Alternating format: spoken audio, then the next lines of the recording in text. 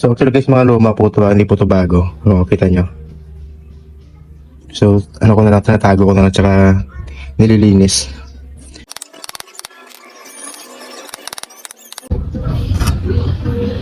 Kaya importante guys na yan. So malinis na. Okay? So ibabalik ko na ito guys yung trip. Hi guys, let's spin test po ulit for another vlog po natin. Bali, ito na po yung continuation, last vlog ko po na pinakita po doon. Yung isang motor po natin na pinasok ng tubig po, no? So bali, ito po yung pinasok ng tubig. So yung ginawa ko guys, kinuha ko na lang po ito doon sa pwesto po natin. Tapos ito yung ipapalit natin guys. Ito yung na-rewind na rin po, no? So matagal na itong nakatambak. Pero gumagana pa naman to. And then ito yung isa pang ano natin, electric motor na nasunog din, no? So bali dalawa na yung ano natin, kailangan ipa-rewind. So buti na lang guys, meron tayong spare. So titesting ko na lang to, no? Huwag yung po ito yung guys giyahin na. Manual lang natin dito. Ayan, o. Okay. And then kukunin ko sana to, yung kanyang pulley.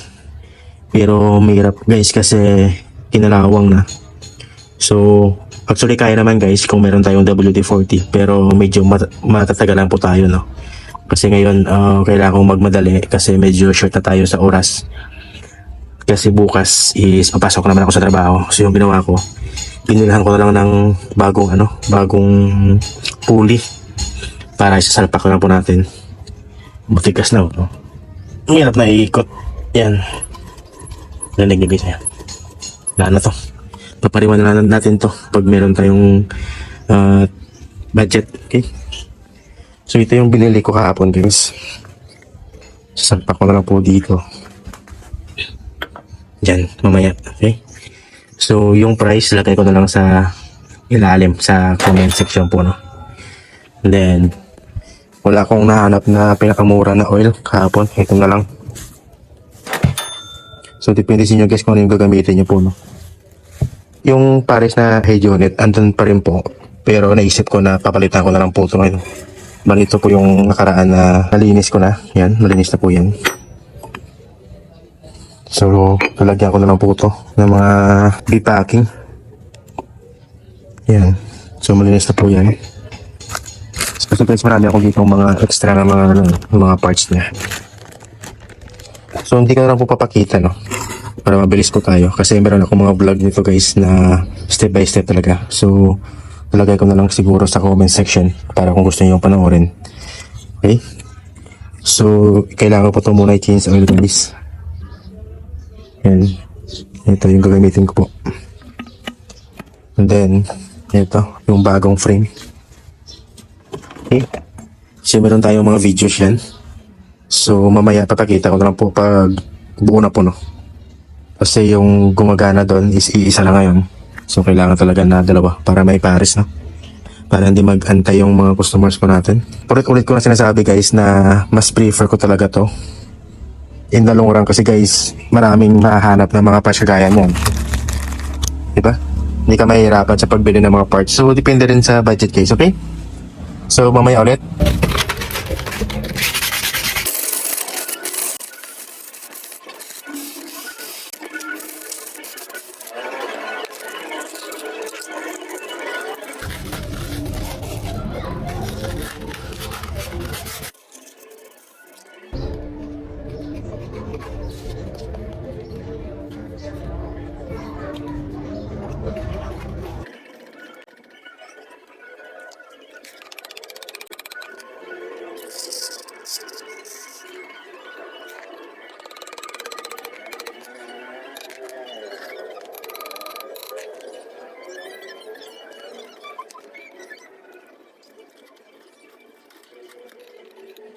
Guys, so nalagay na po natin yung pulley.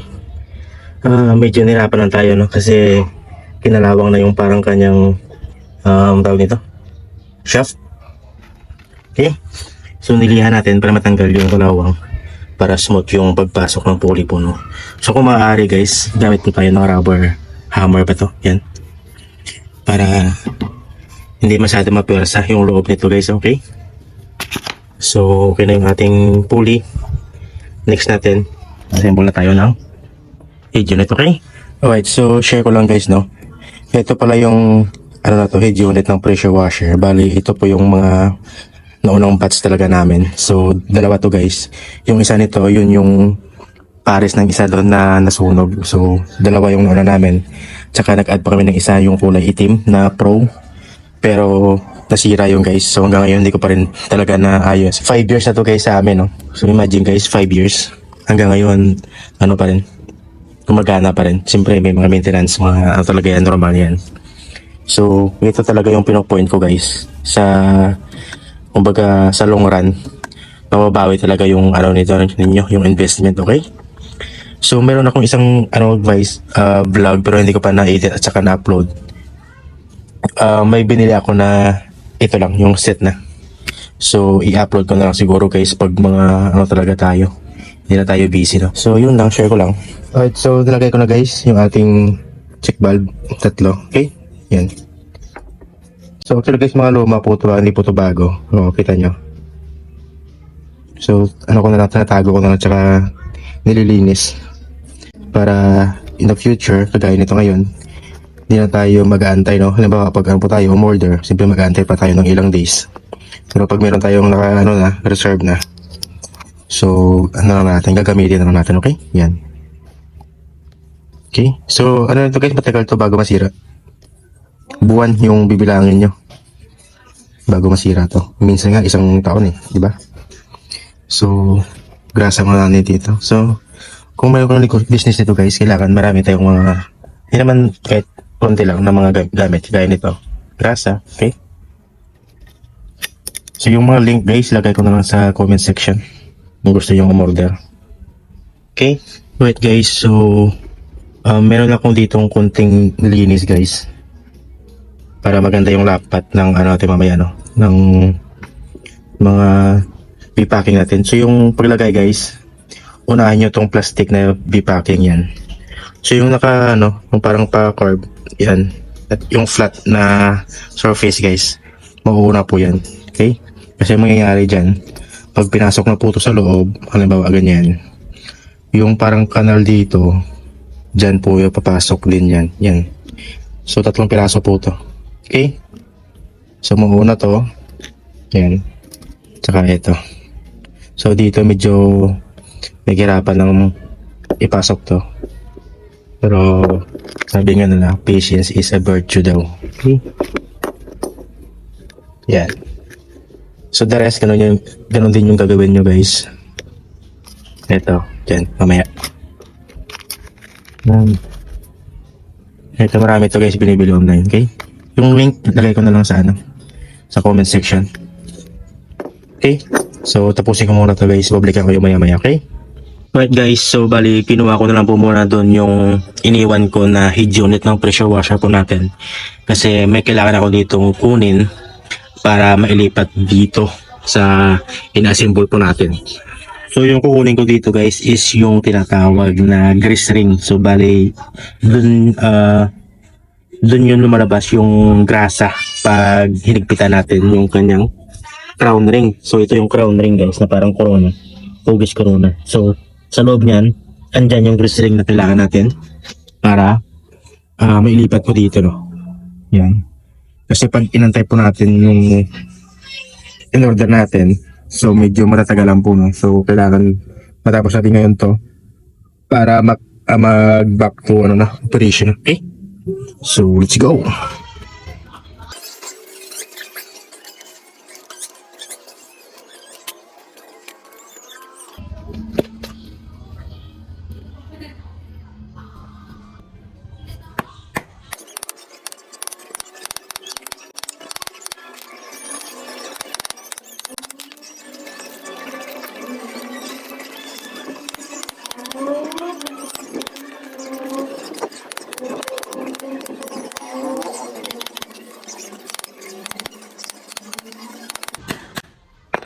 So ito yung mahirap tanggalin guys pag kinalawang na.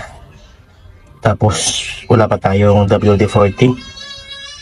Naubusan tayo guys, no?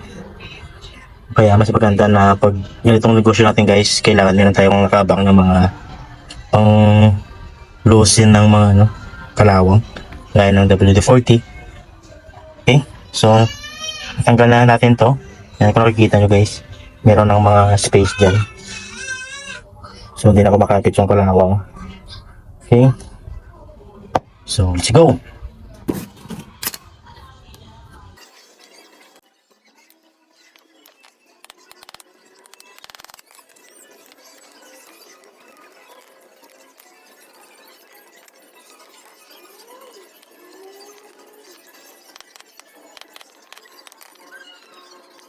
So bali, ito yung kailangan natin guys, grease ring. So may butas po yan, ayan. Dito sa gilid. Nasa center ko yung mga butas. So kailangan natin to linisan. Mas maganda steel brush para tanggal talaga yung mga grease, okay?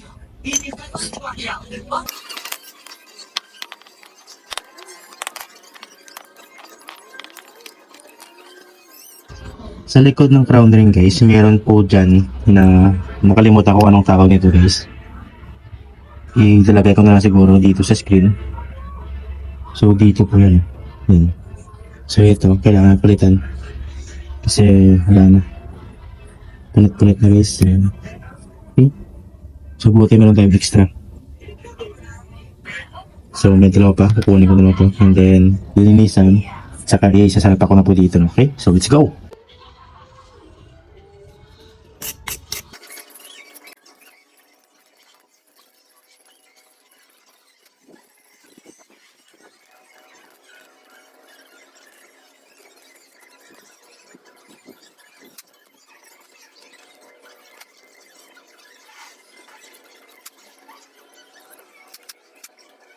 So, malinis na po yung ating grease ring. So, dito po yan dadaan yung mga grasa guys, sa mga butas na yan. Tapos, dyan tatagos sa loob. Okay? So, para mag-lubricate ng ating plunger. Ito. O plunger. Okay? Yan. So, may gas-gas na rin guys. Oh. So, palitin na to. Okay? So, paglagay guys, dalawang side po yan. Dito yung may parang kanal-kanal. Sa kabila, plain lang po, no? So, syempre, dito, dyan yan sa loob para sa top ng tawag niya repacking. Okay, so yan. Okay, so make sure guys na lapat talaga. And then yung ating crown ring. So pag nilagay ito guys, huwag niyo po muna higpitan masyado kasi mahihirapan kayo niya mamaya sa pagpasok ng plunger natin. Kasi pag hinigpitan nyo ng todo guys, sisikip po dyan sa loob. So, may iipit po yan, may hirapan kayo sa pagpasok mamaya, okay? So, mamaya nyo na higpitan. So, ilagay nyo lang ng isang ikot lang na hindi lang matanggal. Okay? So, the rest, same din. So, tip ko lang guys, bago natin ito ilalagay mamaya, lagyan nyo po ng grasa yan. Para pag nag-maintenance po kayo, hindi po kayo mahihirapan kapag tanggal, okay? So, makakalawang lang dyan sa loob, pero sa labas, pero sa loob hindi ko yung kakalawangin, no?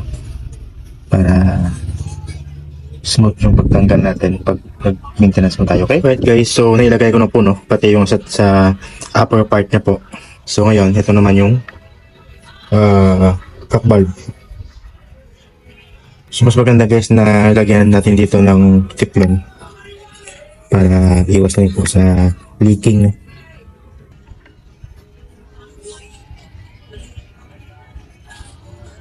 Right guys, so nalagay ko na po yung cock valve. So ito yung next na release pressure valve. Pero dati guys, meron ditong naka-attach na parang measuring para ma-measure yung kung ilan yung pressure ng kanyang nilalabas po, no? Pero nasira na. So actually guys, magagamit pa rin to sa pag-release ng hangin po sa loob. So kailangan tanggapin, kailangan po muna tanggalin to kasi bumabangga yung isang part niya pag hinigpitan natin. So tanggalin muna natin to guys para malagay ito, okay?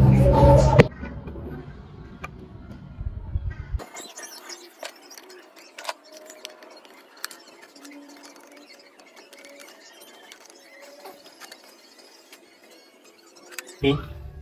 So change oil na lang guys. Tapos assemble na natin dun sa kanilang frame. Okay? Oh.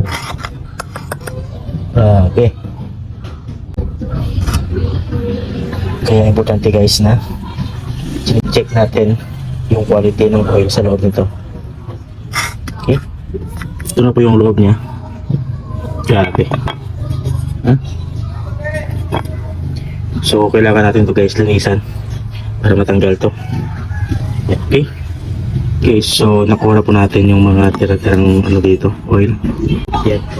So malinis na. Okay. So ibabalik ko na to guys yung takip. Tsaka nalagyan ko na po ng bagong oil. Okay. So let's go.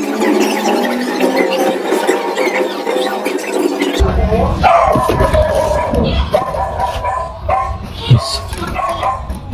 So pwede na po yan guys, no? Okay. Konti pa mo. Lagyan mo natin konti lang. Okay. Yes. Right guys, nalagay na po natin yung grease cap. Yan. So meron ng mga grasa. Pati dito guys, lagyan po natin dito. Kahit kalahati lang. Every time na pipihitin to guys, may lalabas dun sa loob sa kanyang grease ring na maglulubricate naman sa plunger. Okay? Yan. Alright, so pwede natin guys higpitan na, no? Yan. So yung sakto lang. From time to time guys, isi-check ito guys kasi kailangan itong higpitan from time to time para maganda yung pressure ng ating pressure washer. Okay? Ito guys, kasama po ito pag bumili kayo ng isang set.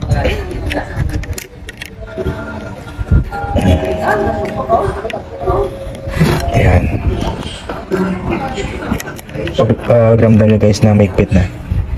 So goods na po yan. Okay. At guys, so time check tayo. It's already 8:50 po ng gabi, no? So kakatapos lang po natin dito mag-assemble sa main frame. Yan. So ginabi tayo guys kasi kanina pagtapos po nitong maglagay ng oil, sinundo ko po si Mrs. doon sa office po, no? Kaya medyo gabi na ngayon nang natapos. So try ko bukas guys kung maibabalik ko doon sa pwesto. So depende po bukas, no? Kasi bukas may ano din ako, may trabaho 2 araw. So pag hindi ko to bukas binalik or naibalik, so malamang pag off ko na rin po, no? Yan. So ito na yung ano natin ginawa. Kaya so tip ko lang guys, dapat naka-straight po yung ating head unit ng pressure washer tsaka yung electric motor po natin guys, no? Yung kanyang belt yan. Okay, so yan na po.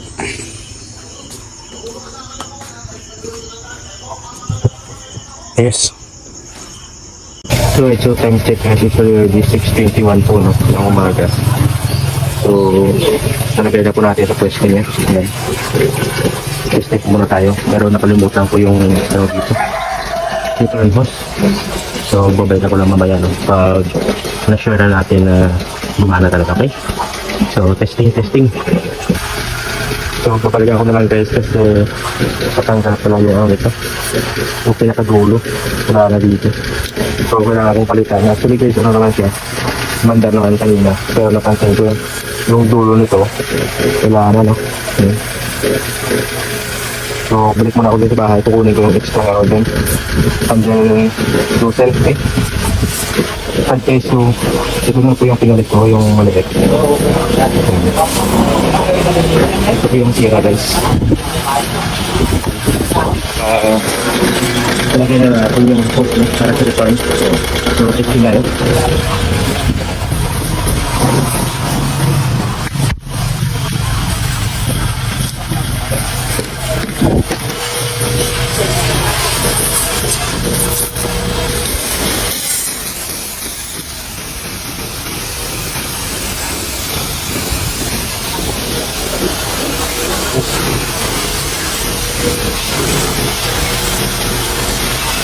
Meron lang ulit. Okay, kailangan lang ipitan.